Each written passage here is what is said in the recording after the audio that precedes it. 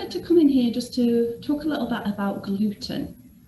So there might be a number of you who've been on a gluten-free diet, but possibly not the best gluten-free diet that you could potentially be on in terms of health.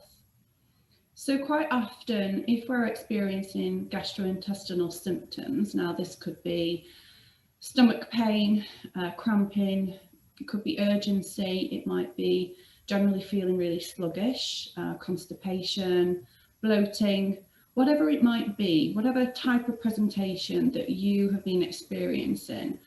You may have been recommended to try a gluten-free diet. You may have decided off your own back because you've heard about gluten and wheat, that potentially that might be something that is causing you an issue. Or it might be that damn right, that is definitely, whenever I have wheat or gluten, it triggers my symptoms. So I'm just better off staying away from it, which is great if you've been able to have that realization. Not everybody can do that because food sensitivities can take quite some time before they actually show. And also there can be numerous food sensitivities, so it can get a little bit confusing. But the main reason why I wanted to come in here today and talk a little bit about gluten is that I know there's confusion out there in terms of what a good diet is if we remove gluten from it, and how long can we safely remove gluten from the diet, or wheat for that matter.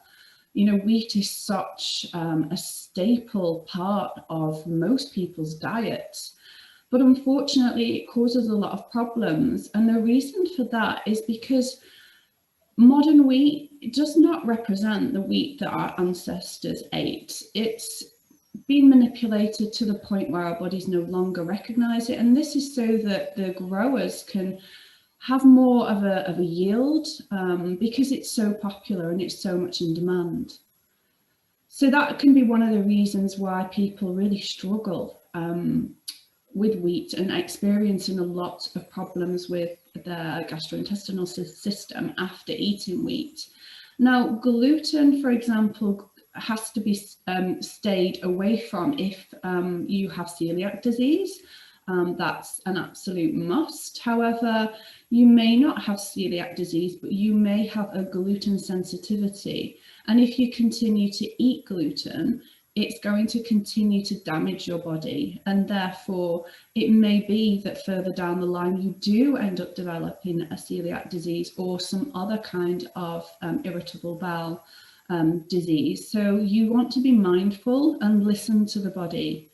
So if we're going to remove gluten from the body, or if we're going to remove, say, wheat from our diet, then what we don't want to do is we don't want to head straight down the gluten-free aisle and stock our cupboards with God knows what is on those shelves, because it's not food. Generally speaking, anything in a packet wants to be limited in the diet. I'm not saying don't ever have it, like the occasional slice of gluten-free toast or bread or gluten-free cereal or whatever it might be isn't going to do you too much harm. The issue will arise when you replace everything. So for example, if you've been accustomed to a wheat-based cereal in the morning, or perhaps toast, a sandwich in the afternoon, and maybe some pasta in the evening, and what you do is you head down the gluten-free aisle and you stock up with all the breads and the pastas and the cereals and replace everything with these products. Now, what we find in these products is there's lots of starches, and starches have an effect on spiking our blood sugar levels. So they spike and then they drop. And we don't want to be spiking our blood sugar levels, because if this continues over a long, significant period of time, we could be predisposed to type 2 diabetes, and that is definitely not what we want to do. We don't want to be getting rid of one problem and causing another problem for ourselves and our health in general. So I would really advise you, next time you go shopping, have a look at what you're buying, read the label, see how many different types of starches are on that label. Ideally what you want to be looking for, so if you're buying, for example, pasta, you want to look for just one ingredient. So is that brown rice with a little bit of salt? Is it chickpeas with a little bit of salt? Is it lentil? Because all these types of pastas are available on the market. We don't have to get the ones with all the starches in them.